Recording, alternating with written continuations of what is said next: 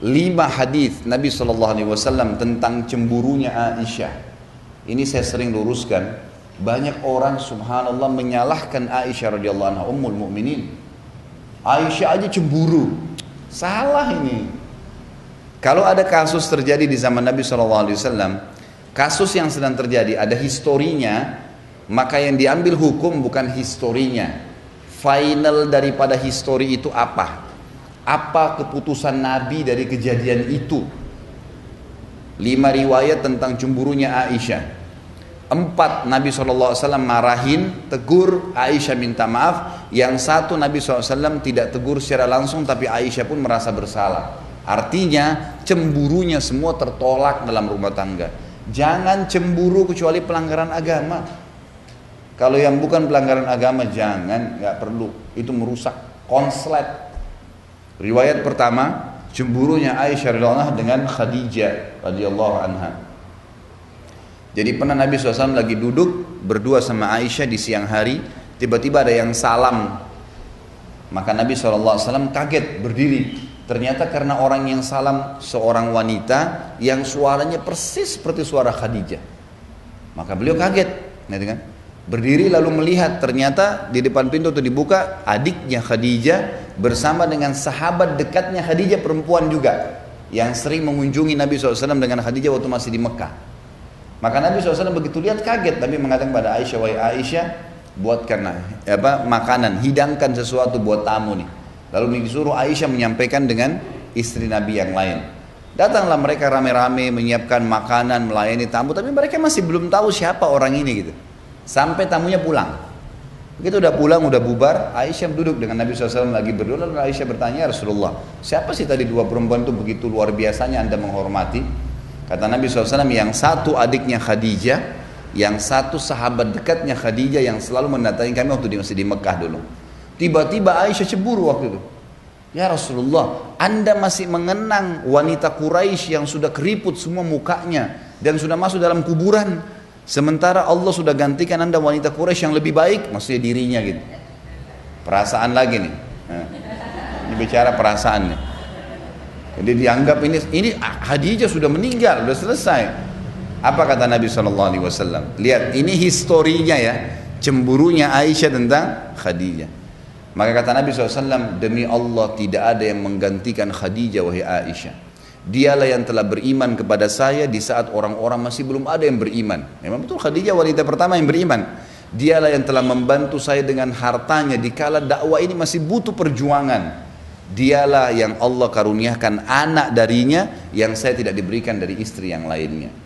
Maka Aisyah pun merasa bersalah karena ini hujjah, ini kebenaran. Nabi SAW selalu jawab kebenaran, gitu kan? Maka yang terjadi adalah Aisyah minta maaf. Yang dijadikan hukum apa? Histori cemburunya Aisyah atau teguran Nabi? Hah? Teguran Nabi dong. Sejarah tadi histori tentang Aisyah cemburu tuh nggak bisa dijadikan hukum. Karena Nabi SAW habis itu tegur dan Aisyah minta maaf. Berarti yang jadi hukum apa? Teguran Nabi SAW. Itu ilmunya di situ. Banyak orang salah paham, Aisyah aja cemburu, nggak lihat. Ini historinya, hukumnya penentuan dari Nabi SAW. Kalau Nabi iyakan berarti boleh, kalau Nabi tegur berarti tidak boleh. Berarti tidak boleh cemburu nih, gitu kan? Karena ini memang orang yang pernah terlintas. Misal maaf, ada ibu-ibu nikah sama duda misalnya. Lalu si suami ini ceritain, dulu waktu saya sama istri itu saya makan ini. Jangan cemburu.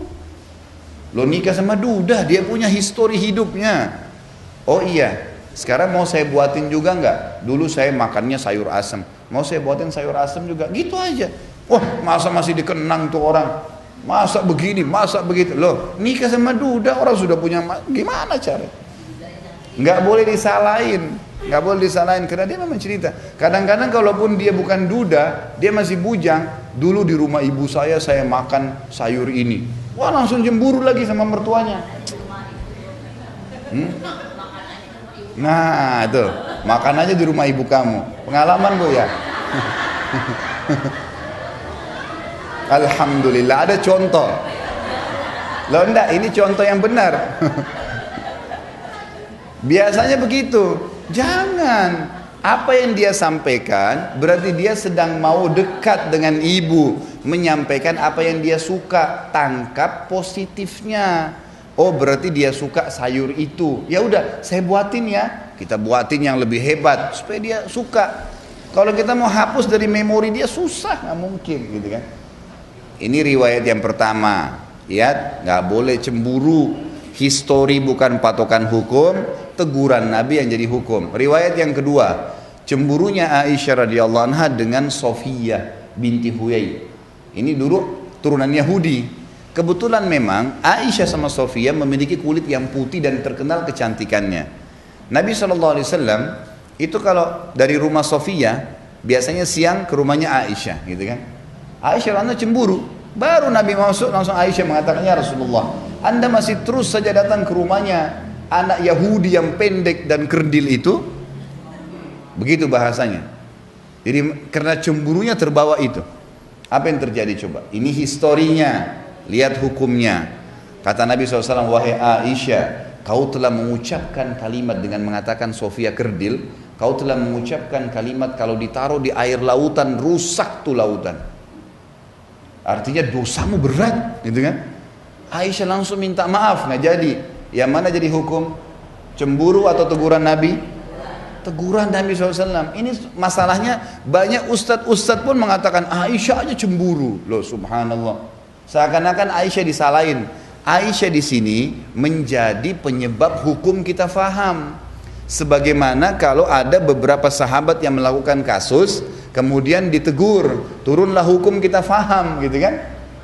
Jadi kita bukan melihat historinya, itu cuma sekedar kenangannya, kisahnya, penyebab, tapi hukum teguran Nabi SAW. Nabi bolehkan atau tidak? Riwayat yang kedua. Riwayat yang ketiga, cemburu Aisyah di malam nisfu Sya'ban. Dalam sebuah riwayat yang sahih disebutkan, bahwasanya satu malam pernah pas malam 15 Sya'ban, Nabi SAW lagi tidur, memang malam itu malamnya Aisyah, gitu kan? Lalu Aisyah kaget tengah malam, lihat Nabi SAW nggak ada di sebelahnya, tiba-tiba cemburu, pakai baju, kemudian datangin semua istri Nabi yang lain, diketokin, Nabi ada nggak? Nabi ada nggak? Nabi ada nggak? Satu-satu, ternyata semua nggak ada. Mereka bilang, kan malam ini malam kamu, bagaimana Nabi datang ke kami? Nggak mungkin, gitu kan? Maka Aisyah buru-buru ke masjid, ternyata Nabi SAW lagi sholat tahajud, lagi di masjid, lagi sholat. Nah Nabi SAW waktu lagi sholat, begitu salam, tahu ada Aisyah di sebelahnya dan nafasnya lagi engah, terengah-engah, buru-buru ke masjid, gitu kan. Kata Nabi SAW, wahai Aisyah, kau cemburu lagi, ini malam nisfu Sya'ban, malamnya sholat malam ini. Aisyah merasa bersalah, gitu kan, minta maaf. Sudah 3 riwayat, ini cuma 5 riwayat masalah cemburu nih, gitu kan. 3-tiganya sudah ditegur. Yang keempat, cemburunya Aisyah radhiyallahu anha dengan Maria istri yang lain yang dari Mesir. Maria ini tahu kalau Nabi SAW paling gemar makan madu, gitu ya. Jadi setiap datang ke sana Nabi selalu dihidangkan madu, dan kita tahu kalau madu dikonsumsi tidak akan ada bau mulut, gitu kan. Nah Nabi SAW konsumsi madu, dan juga tradisi beliau sebelum masuk ke rumah selalu menggunakan siwak. Kalau kita pakai sikat gigi mungkin sekarang ya, itu selalu agar bau mulutnya wangi pada saat ngobrol sama istri, mungkin dia akan ciuman dan seterusnya. Itu tradisi Nabi SAW. Maka Nabi selalu menjaga. Maka Aisyah tahu kalau ini di rumahnya Maria selalu dikasih madu. Karena Nabi SAW kadang cerita, dia datang ke rumah sebelahnya. Rumah sebelahnya ini Hafsah. Kebetulan orang yang hampir sepadan umurnya. Beda 2 tahun 3 tahun sama Aisyah. Jadi masih muda juga datang ke situ. Katakan, hai Hafsah, kalau Rasulullah SAW datang nanti di rumahmu, bilang mulutnya bau. Ya. Kata Hafsah, kenapa? Karena dia dari rumahnya Maria makan madu. Kamu sama saya nggak punya madu, kita nggak bisa hidangin. Kan itu. Jadi biar Nabi SAW nggak makan madu lagi rumahnya Maria. Baiklah, Hafsah setuju, gitu kan? Ini bertawun dalam hal yang tidak baik nih. Jadi akhirnya Aisyah pulang ke rumahnya sudah sepakat. Ini kan tetangga-tetanggaan, istri Nabi kebanyakan tetangga-tetanggaan. Yang satu-satunya jauh cuma Maria, memang agak jauh di pinggir kota Madinah rumahnya, gitu kan. Maka Nabi SAW datang ke rumah Aisyah. Kemudian Aisyah mengatakan, baru masuk ya Rasulullah mulut anda bau. Kok bisa? Saya sudah pakai siwak. Nggak mungkin orang sudah sikat gigi segar kemudian bau, dan saya cuma makan madu, pokoknya bau ya Rasulullah. Rasulullah sudah tahu ini ada masalah nih, ini pasti permainan lagi nih. Baiklah, Nabi SAW keluar, karena biasanya siang hari beliau memang mendatangi rumah-rumah istrinya gitu kan, datang ke rumah Hafsah. Hafsah juga baru masuk, ya Rasulullah mulut anda bau. Oh, saya enggak, saya sudah pakai siwak, saya juga udah cuma makan madu, pokoknya bau ya Rasulullah. Rasulullah SAW sudah tahu nih, ini ada masalah berdua ini. Rasulullah enggak ke rumah yang lain lagi, langsung ke pinggir kota Madinah, kemudian duduk memikirkan, ini kenapa sih mereka ini buat gini gitu kan. Seperti itulah bahasanya. Lewat seorang sahabat bilang, ya Rasulullah ada apa? Jadi, bisakah saya bantu? Kata Nabi SAW, hari ini saya haramkan madu, gak boleh lagi umatku minum madu gitu kan. Langsung pada saat itu Jibril bawa ayat surat Tahrim ayat 1. Hai Nabi, kenapa berani-berani kau haramkan madu hanya karena mencari ridho istrimu? Mendengarkan ayat ini turun, Aisyah dan Hafsah minta maaf. Langsung minta maaf, gak berani lagi gitu kan. Yang terakhir ini 4 ingat, 4 riwayat semuanya permintaan maaf dari Aisyah, dan historinya karena cemburu yang salah. Hukumnya adalah teguran Nabi SAW, tidak membolehkannya. Gak ada lagi mulai hari ini cemburu dengan mertua, dengan ipar, dengan perlu. Kecuali pelanggaran agama ya lain. Misalnya dia bergaul bebas, nah itu haram, gak boleh tegur. Ada sembarangan orang telepon yang memang betul-betul bisa berbahaya bagi rumah tangga, itu lain. Riwayat yang kelima adalah riwayat cemburunya Aisyah dengan Ummu Salamah radhiyallahu anha ajmain. Ummu Salamah ini istri Nabi yang paling tua umurnya. Yang lain semuanya itu tidak tua gitu kan.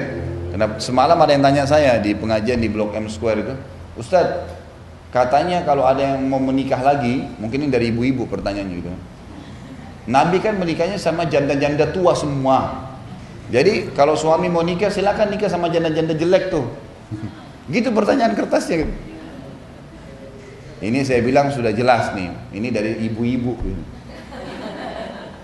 Dan saya sudah tahu bagaimana menangani ibu-ibu ini, perasaan terus. Saya bilang gini, riwayat yang kisah yang mengatakan istri Nabi semua tua itu nggak benar. Satu-satunya istri Nabi yang tua hanya Ummu Salamah. Yang lainnya semua masih muda, cuman memang janda, gitu kan. Rata-rata dinikahi Nabi SAW umurnya di bawah 30 tahun semua itu. Khadijah lain, kita sudah meninggal. Khadijah kan waktu di Mekah sendirian, nggak ada madunya Khadijah.